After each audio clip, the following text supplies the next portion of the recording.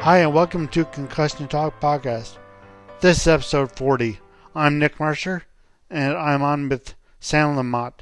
And actually, I think this podcast is going to be a bit different than most, because instead of talking about brain injury and specific brain injury issue, we're going to talk about life challenges and how, what I wrote on my page there, that life challenges such as brain injury or concussion, how they're not an impediment. They're an important part of life, but not necessarily. They're a very important part of life, especially brain injury, like mine was.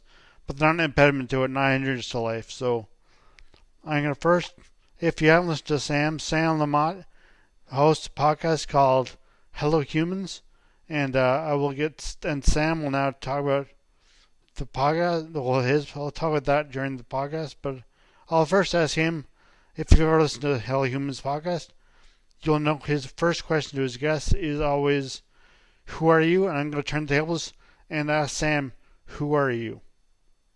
Hey, Nick, thanks for having me. Well, my name is Sam, and I feel like a lot of things. I'm a dad. I'm a teen dad. I'm a college dropout. I'm an ex-meth head. Alcoholic and addict in recovery, and those are all things that are very much like how I identify. I have this podcast called How to Human, and it's part of this company, like you mentioned, Hello Humans, which is about really sharing the truth of what it means to be human. And I'm not saying that other people aren't truthful, but I just feel like if you go into your friend's house and you see that they have a laundry hamper full of dirty laundry, well, you don't think too much about it because you know inherently that they have dirty laundry. But if we don't know about each other's inner lives and our hardships and our struggles, whether it's depression or, for me, it comes in the form of depression and suicidal ideation and really crippling anxiety at times. And it's hard to talk about, especially when you go onto social media and everybody has the perfect life with the perfect job, with the perfect wife or husband. And it's easy to feel like, man, I'm really screwing up this lifetime that I have. And what I found is that there are many of us out there that also feel the same way. And it's been quite a journey to get to hear from other people and get to start having these conversations about the real stuff, or the stuff that generally kind of gets covered up. Yeah. And no, that's, because I find a lot, as I mentioned before we started recording, that a lot of times I know I did, when I had my brain injury, I just wanted to get, as you say, as everyone says, wants to get back to their old life and wants to get back to, for me, it was hanging out with friends and playing sports and going to university, and how that is, although that was important to me then, it's still important to me, kind of, but not as much because it's now, so I'm older, but as I look at it, it's getting back to that, being going back in time, which is not really what we're doing. We're still moving ahead. We still have to go through life and attack life as well. Not necessarily attack, I don't like that verbiage at all, but approach life the best way we can. And going back in time is not necessarily going back to where you were before, instead of recognizing where you are now and moving with that, instead of trying to be something that you're not currently. Because what I was before my brain injury was 23 years old and a fit young man, but now I'm still I like to think young, 38, almost 39, and so if we're gonna call it young man or not, but well, most people would, I guess, but yeah, so that's not where I am now. I can't go back to what I was and where I wanted to go and stuff. So although that's been 16 years, but still, that even a year later, you're not who you were a year before, or a month before, or a week before, or a day before, or an hour before. You're a different person an hour later than you were an hour before.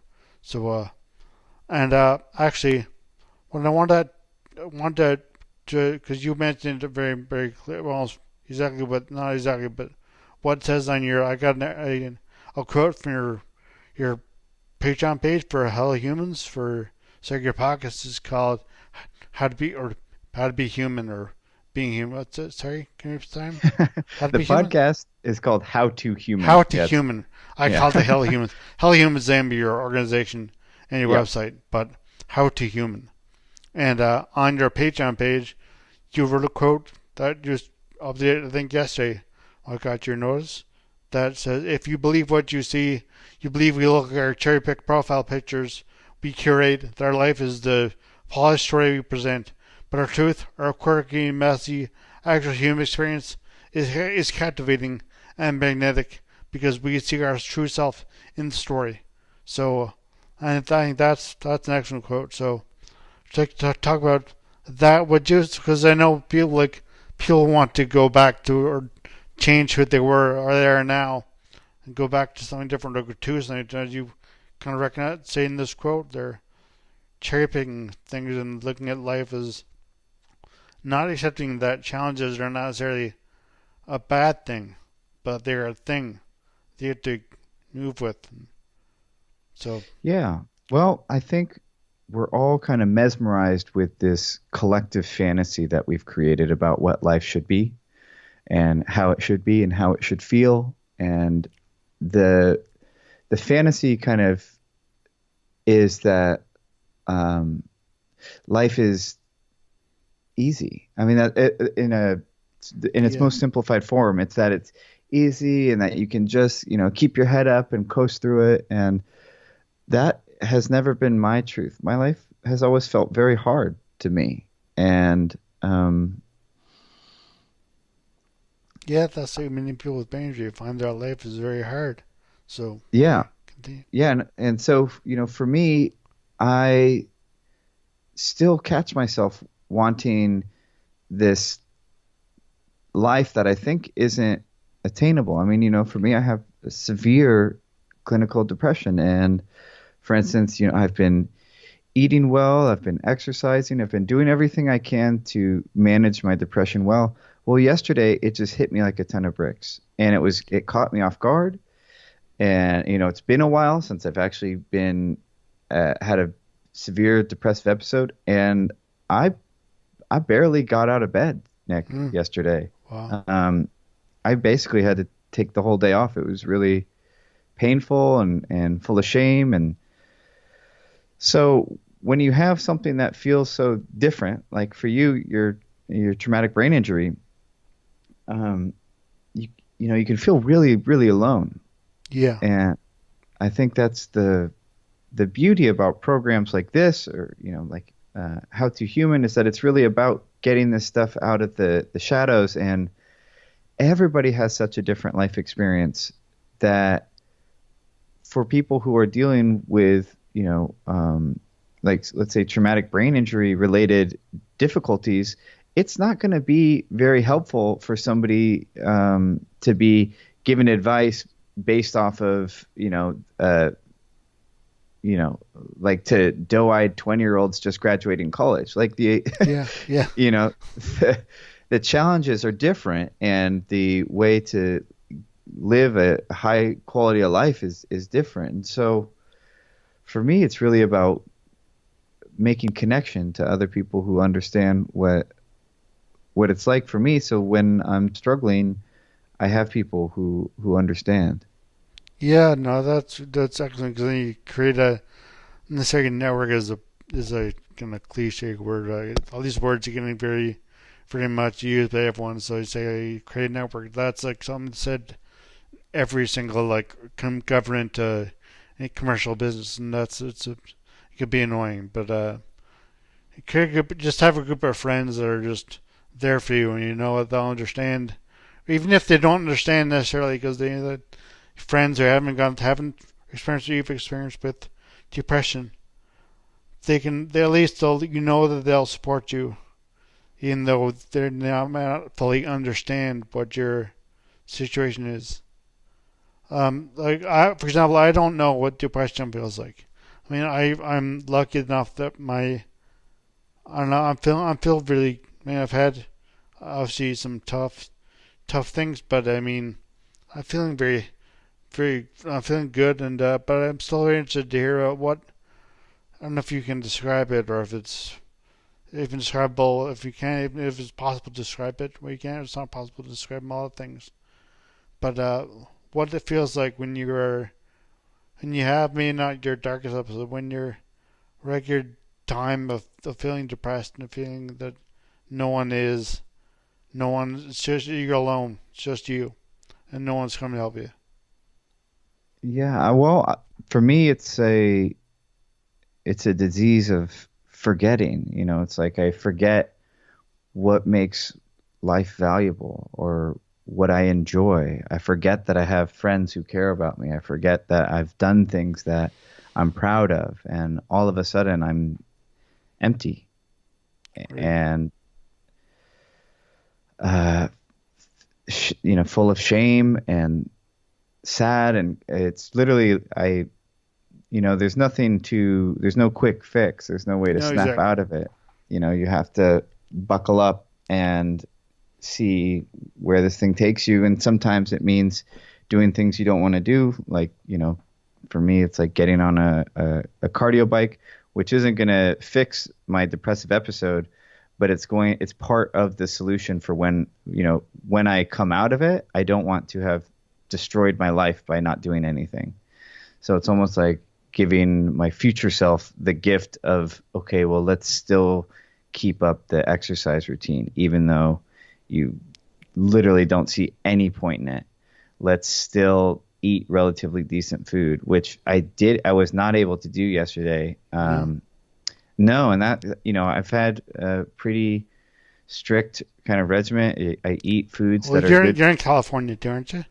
Yeah. Yeah. So I'm in Newfoundland, which is opposite, and it's an island, and it's cold, and well, it's not too cold today, but it's cold in California, and see nothing grows here. It's all rock, so it's like no, the stuff grows here. If you put it, I mean, stuff will grow if you really put some big like amounts of soil there. But I mean, it's not California. If you can actually get stuff, so that's an issue that a lot of people deal with not being able to eat well a lot of times, especially In people Newfoundland?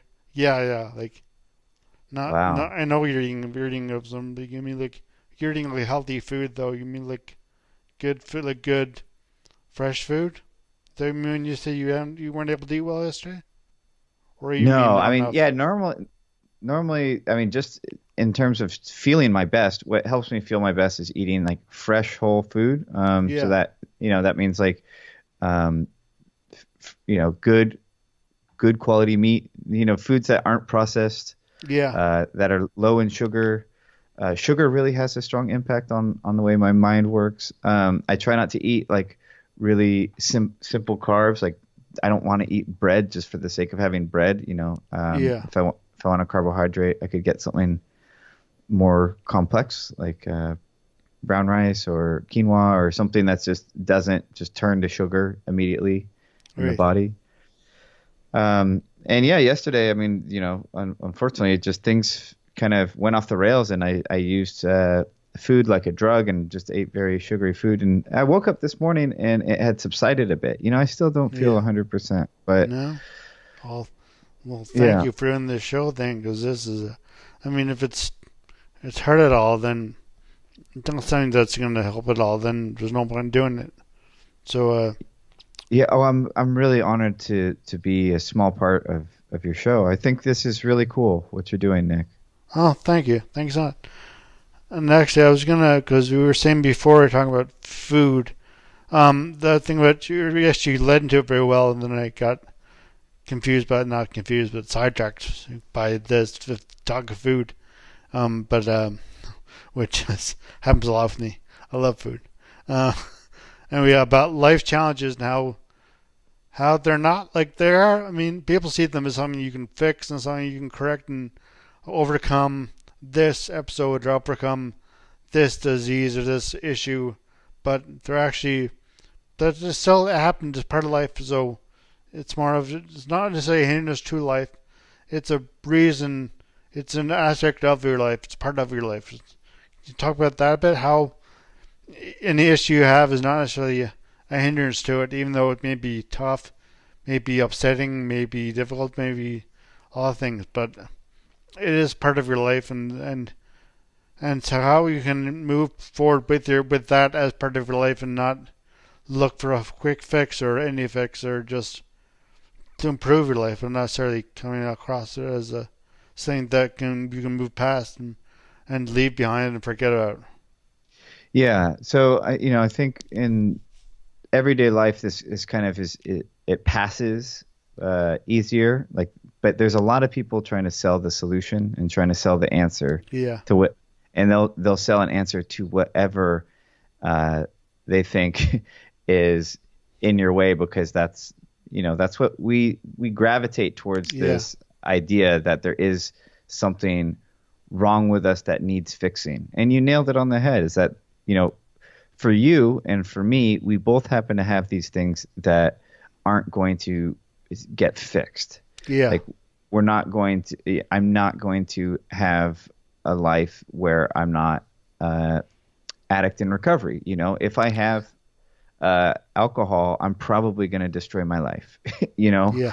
I've proven that over and over again. It's like a switch goes off and all rationale is out the door. And so, it's like the reason why I try to eat well, the reason why I try to exercise is not to fix this problem. It's trying to live as best I can with it.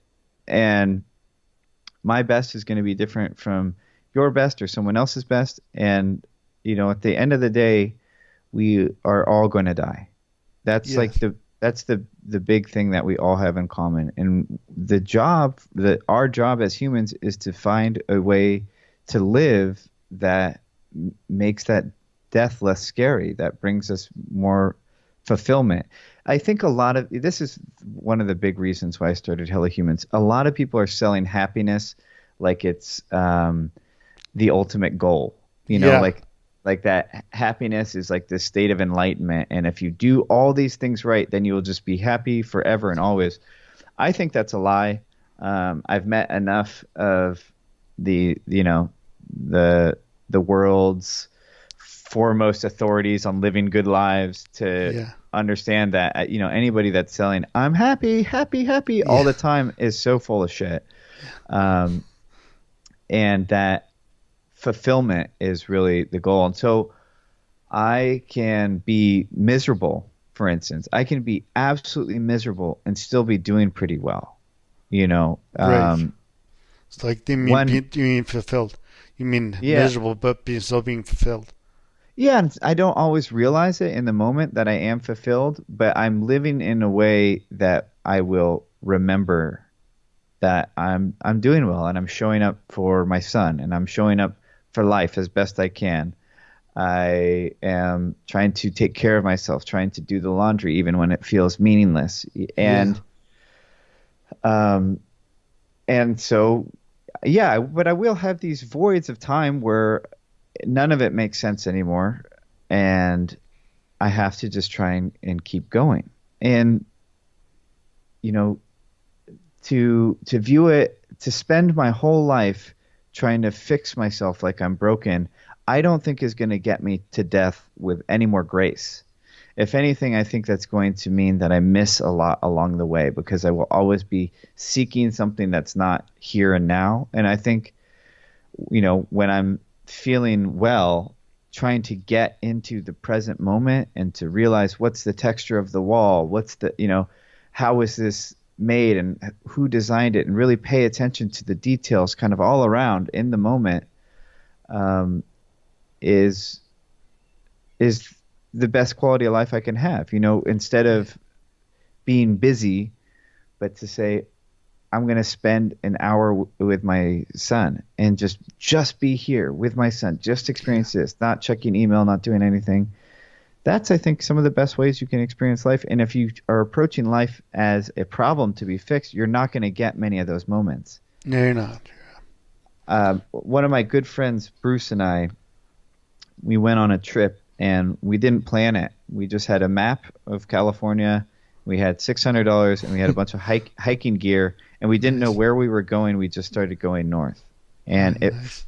it forced us to pay attention. It forced us to enjoy as many moments as we could because we didn't know if we were going to end up in a shithole or not. Yeah. Like we could end up sleeping on the side of a highway and it might Yeah. not be a very glamorous place. Yeah. And I feel the same way about approaching life or personal growth, or I'm all for personal growth. I'm for doing it responsibly and in a healthy way that nourishes your soul and doesn't constantly beat you or convince you that there's something wrong with you that needs changing. Yeah. But just that maybe helps you develop a habit that you enjoy, or making time for a hobby that brings you pleasure. And yeah, I think I went off on a tangent No, there, but it's good. I usually go off tangent all the time. That's half my show. Um, yeah, like you're saying, I mean, because knowing who you are, I think is that's, and like who I am, for example, is, like it or not, if I like it or not who I am totally, but like big part of me is someone who has had a brain injury and cancer, and like that's turn out if I can't live my life and not recognize that I had a big brain injury, or I got to fix my fact that 16 years ago I ran into a tree with my head, and I can't ignore like that.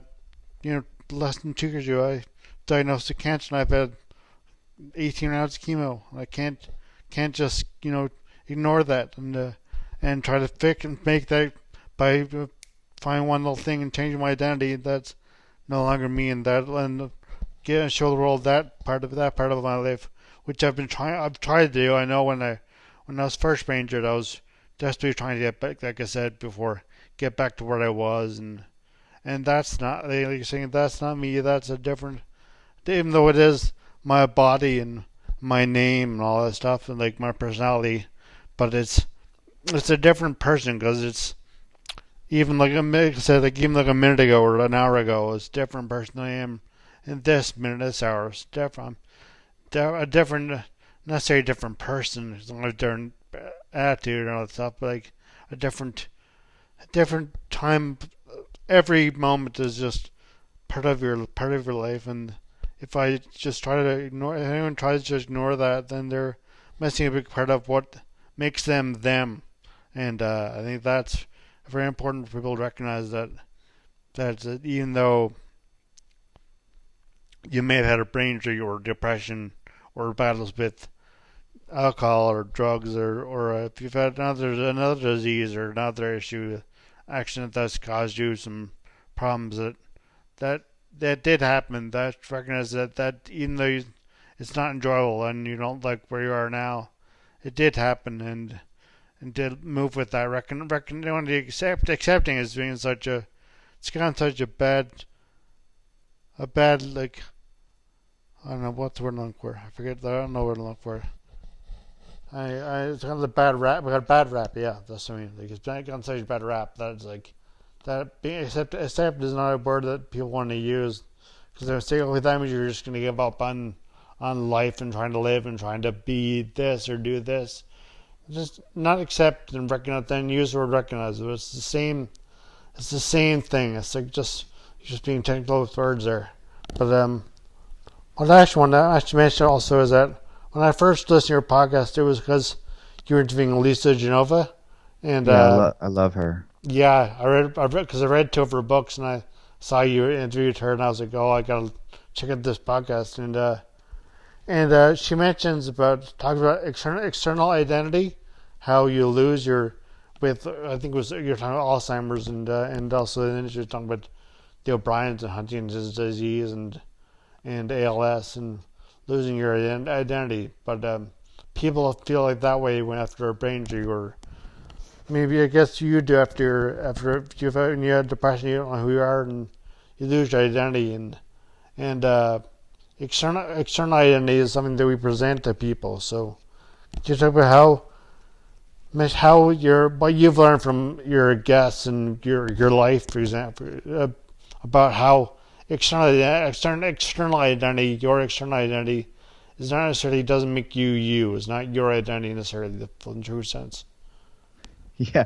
Well, on one level of external identity, like, I screwed up a lot. And so I think a lot of things that people cling to, like their education or their achievements, that isn't part of what I can hang on to. I was, I was basically high and drunk from 12 to 22. I mean, it really got bad at around 14, but it started at 12. And I dropped out of college. I became a meth head. And so, I really started my like, I would say even like teenage years at 22. And so I'm not somebody who has these anchors. I think that lots of people may have that really, I went to this school and that defines who I am. But I do get trapped in it sometimes. I mean, one of the things, this may be completely unrelated, but there's like this dangerous idea of should that I get trapped into. Yeah. Like, oh, I should be this. Like, that my word mom, is so dangerous. Yeah. Yeah, my mom's a successful writer, and so it's like I should be a better writer, or I should be a better drawer, or I should be further along. My podcast should be more successful than it is, and I frequently have to combat that. And it's not, there's unfortunately there's no like, easy solution. It's a process, like most of life. That to anyone listening, please be careful of anyone selling solutions to life, because if only it were so lucky to, take a pill or start meditating or whatever to just change everything. And I haven't met really anything that works that way. But I have figured out practices that work. I think mindfulness and meditation can really help, when you're thinking really negative thoughts, to just observe them, maybe try and take a step back and observe them. That's helpful.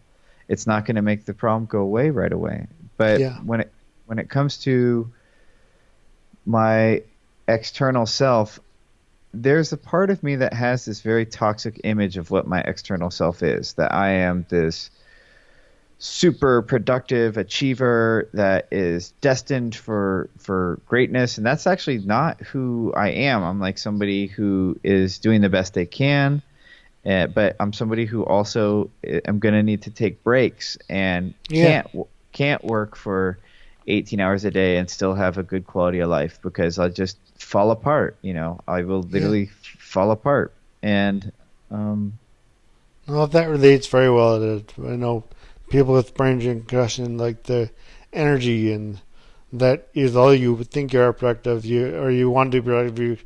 Your external identity is someone who's very, very productive. You do get tired, and you need to take breaks. You see that you need to take breaks, or you're going to fall apart. Yeah, and that is part of it. And so when you are talking about the solution, which I think is the internal thing, it's about learning to trust yourself again. Yeah. Really learning to trust yourself again. Learning to know that if that quiet voice in your mind is saying you need to rest, it doesn't matter what's in the way of that. You need to rest.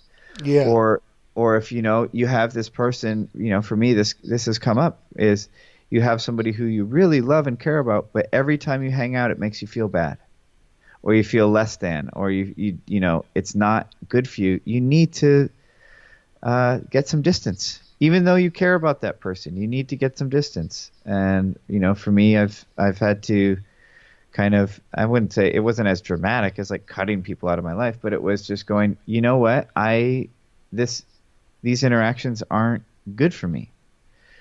And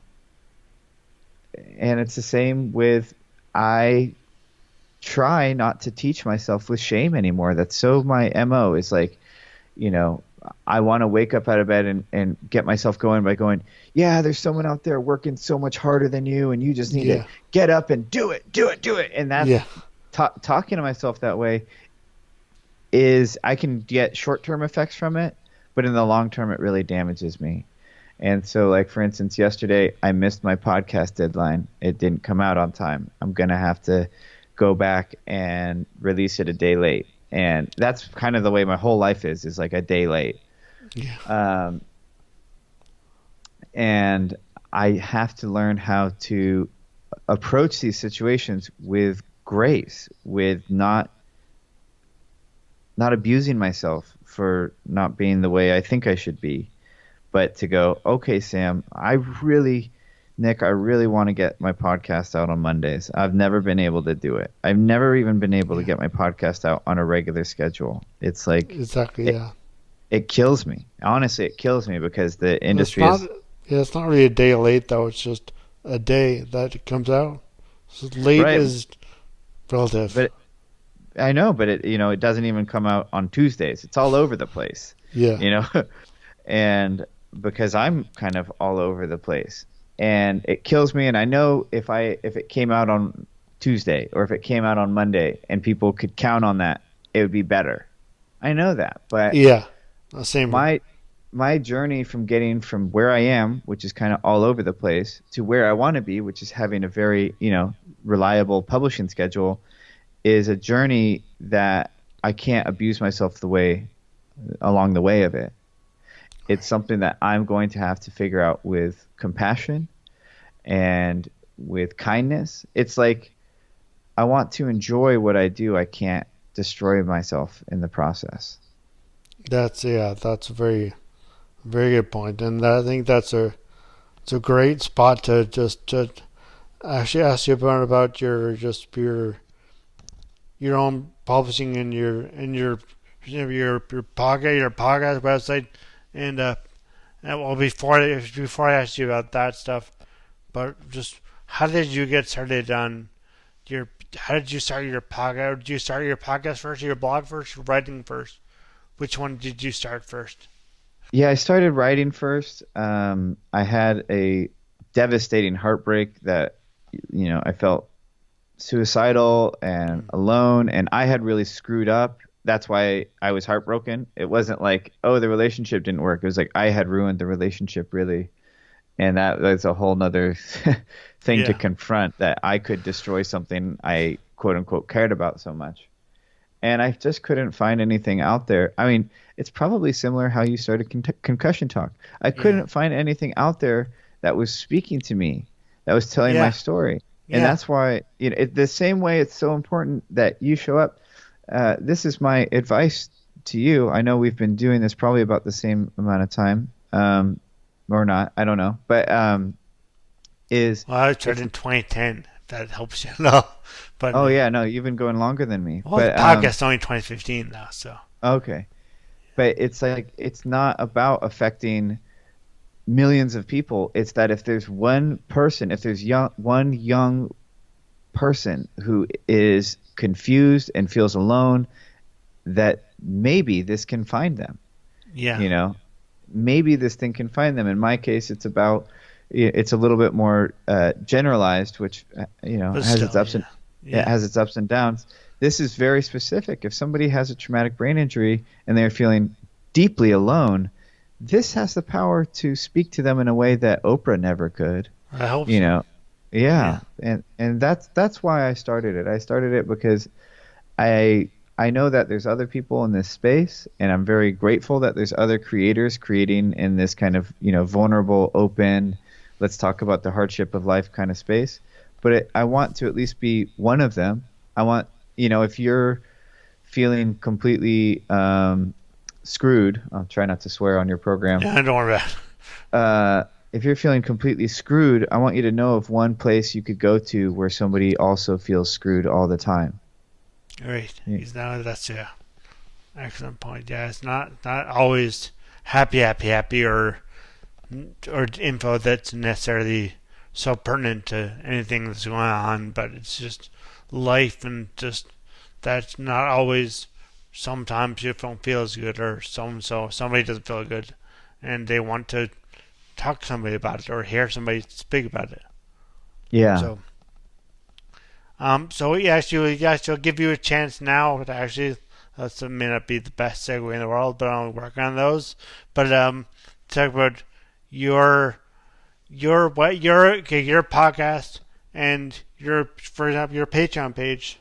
If you wanted to give that up, tell people about how they can find Sam and Hell Humans and How to Human podcast. Oh, okay. Yeah. So the website is hellohumans.co. The podcast is called How to Human. It should be available wherever you found this podcast, if you are listening on the iTunes Store or Spotify or anything like that. And if you end up listening to the program and like it, I am always looking for people to help support it. We are ad-free and it's just audience funded. And you can go to patreon.com/howtohuman. That's great. That's great. And I'd basically say the same thing except for Concussion Talk and just so thank you so much, Sam, for being part of this podcast, and I hope this reaches people who may have felt that it's great to listen to people talk about brain advances and information about it, but also want to hear about what it means, what it means to have an injury and their emotions, and what that's okay to not feel great all the time, to feel sad or upset or lost. So and I think you've definitely articulated that for a lot of people, and as your podcast does too, your How to Human podcast, and of course your Patreon page and your website. But yeah, that quote is on the quote from your Patreon page. I've put it on my promo page for this podcast on Concussion Talk, and so I encourage you to go to his Patreon page and read the quote, and read his Patreon page to see more about what he's doing. And I think Sam's been a great guest, so thank you. And I would just like I'll take this time just to thank everyone for listening and as Sam said, Sam was saying his schedule is when his podcast come out, and I don't even know who my next podcast guest will be. So when I find out, I will try to get them. Like I said, like Tuesday or Monday or Tuesday, who knows? But so the next podcast, I hope you'll listen. But I don't know when it'll be, but it'll be hopefully next week. And yeah, so thank you all for listening, and please visit Sam's pages, hellhuman.co, and please visit my page, concussiontalk.com, and I have a Patreon page as well. You do? Oh, cool. Yep, patreon.com, patreon.com/concussion talk. But I have right now my cousin Gareth, so thank you very much, Gareth. He's the one. He's the $1. He's the $1 who contributed to that.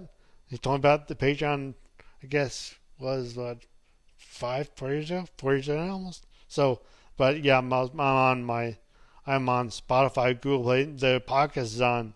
It's more spread out. It's on Amazon, not Amazon. It's more saying Apple iTunes Store, Apple Podcasts, enjoy SoundCloud, YouTube, Spotify, and Google Play Music, and Stitcher now. And so there's lots of places to get the podcast, and only one place to get my blog website, which I haven't written a blog in a long time. But that's concussiontalk.com. And so thank you all. I hope you listen again. And yeah, so and thanks again to Sam for everything. So I'd like to that's it. So thank you so much for everyone, and hope you listen again and listen to Sam's podcast as well. Thank you. Thanks, everybody. Thanks. Music at the beginning of this podcast is by Ben Sound. www.bensound.com.